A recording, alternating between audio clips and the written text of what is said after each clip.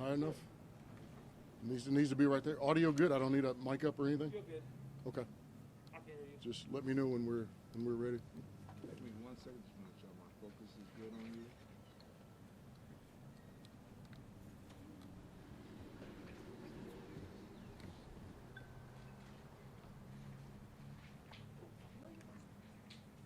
Everyone ready? Yes, sir. Well, good afternoon, everyone. I'm Brigadier General Beagle, the commanding general here at Fort Jackson, and I appreciate this opportunity to add additional details and facts to the very unfortunate incident we had occur here right outside of our gates and within our local community this morning.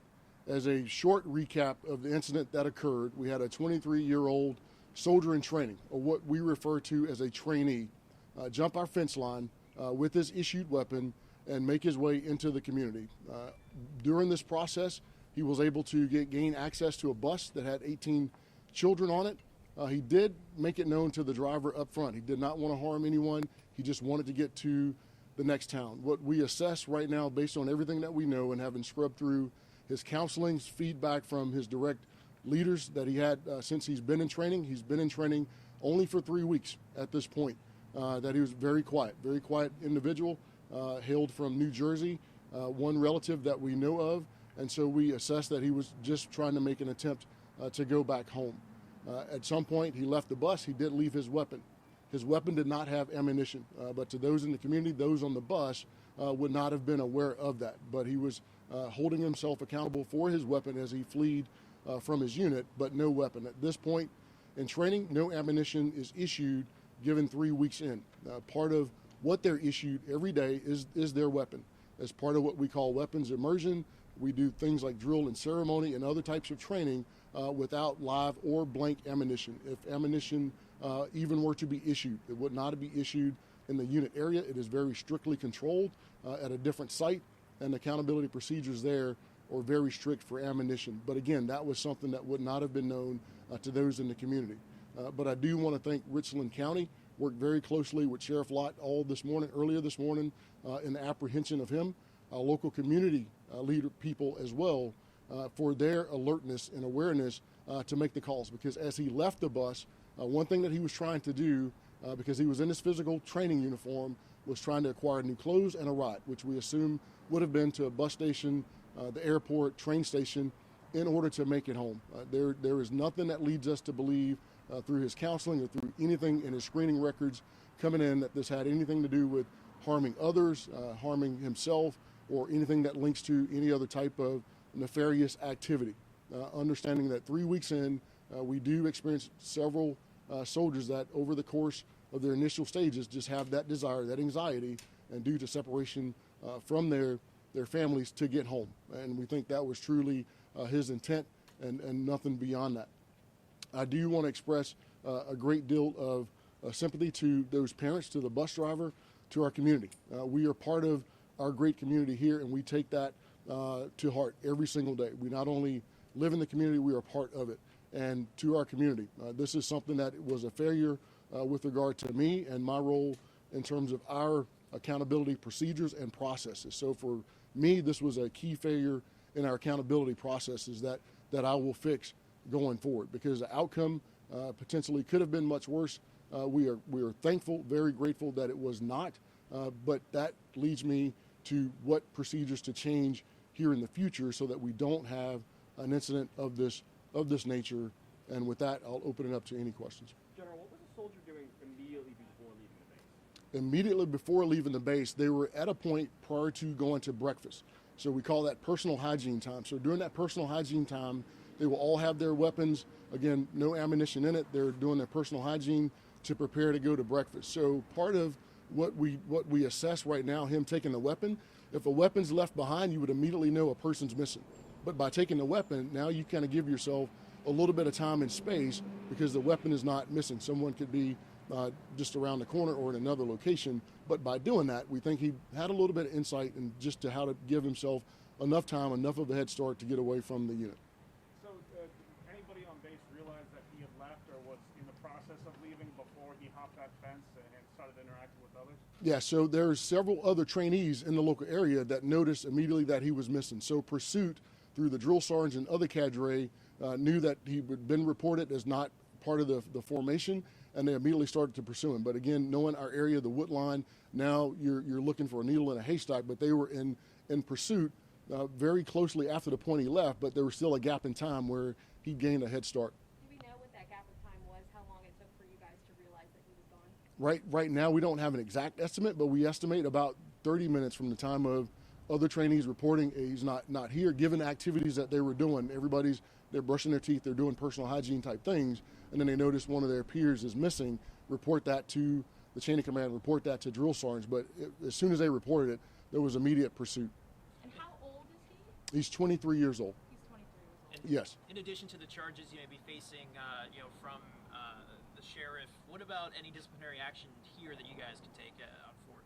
Yeah, and the disciplinary actions that we can take here, given this is a little bit different. So now you're looking at things, just as an example, absent without leave, the theft of a weapon, because again, he was issued it, but now you took that weapon off the installation. So there's other things that we can do, even in conjunction with what would occur on the civil side. You talked about accountability.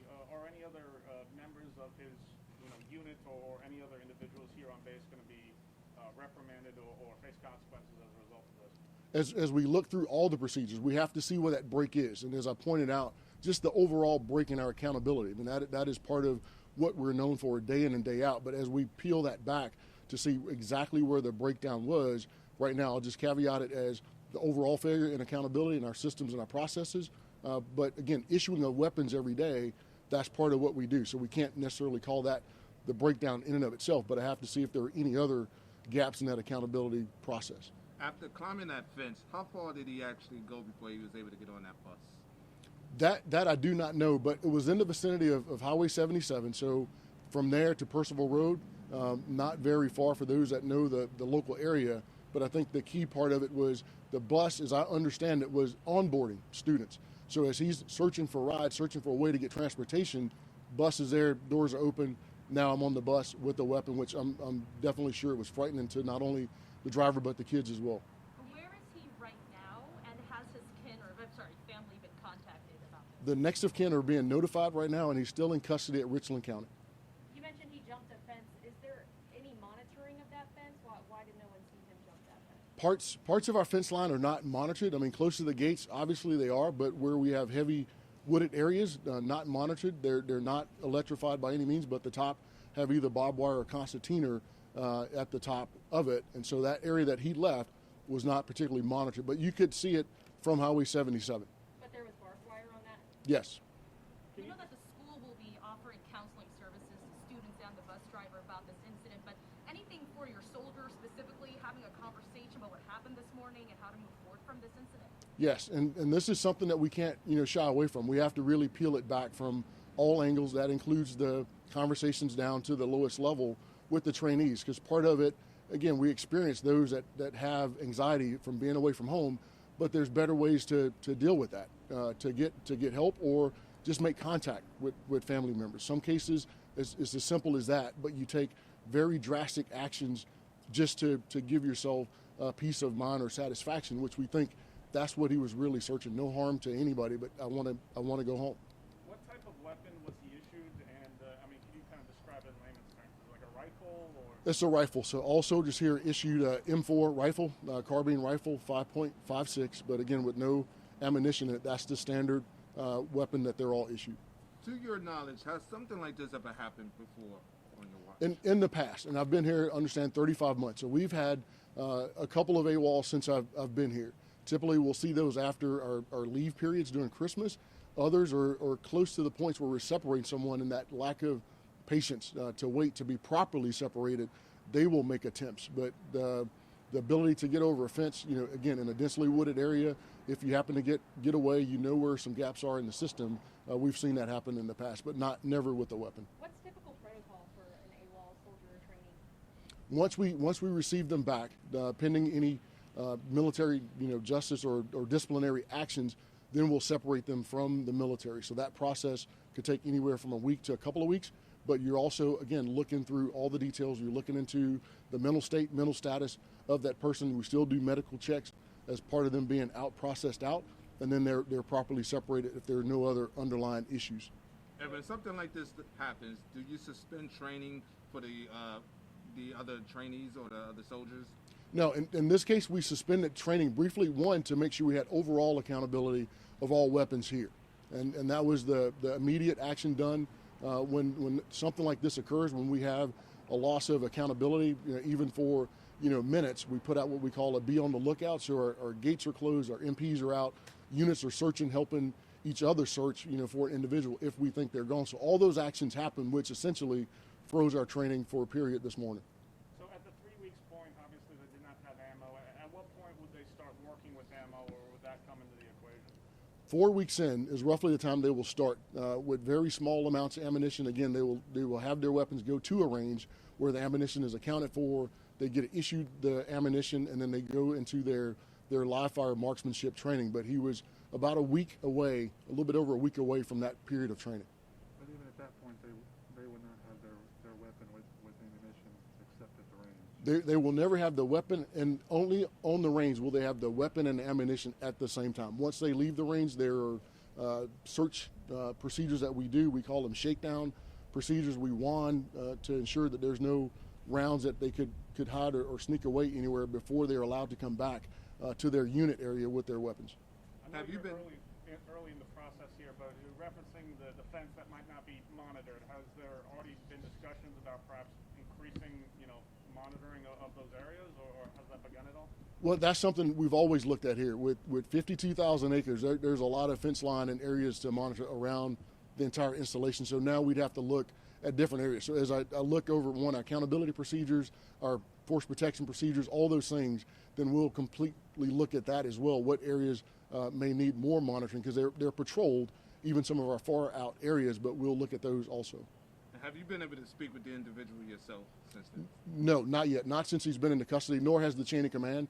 Richland County, and I've spoken frequently this morning with Sheriff Leon Lott, so they're going through their procedures in terms of interviewing the individual, and then he'll be released back to us. And how will you be making sure, you talked about accountability, that this is going to be an isolated single incident, and he perhaps didn't communicate with any other colleagues that they would also be doing the same thing in the next 2 weeks? Yeah, part of it, on top of just the accountability procedures, which we're pretty comfortable with. They're pretty solid. I mean, this has only happened, once, here in the last 3 years, but it's the bystander piece. And it was a question that was raised earlier. As soon as someone sees something that looks slightly off or even hears something, that needs to be reported. But you think about all of those trainees that are, just only a few weeks away from home, again, maybe dealing with their own anxiety. They don't really know how to react or respond. So we have to go back and talk about how to, not be a bystander, but, if you see something, say something immediately.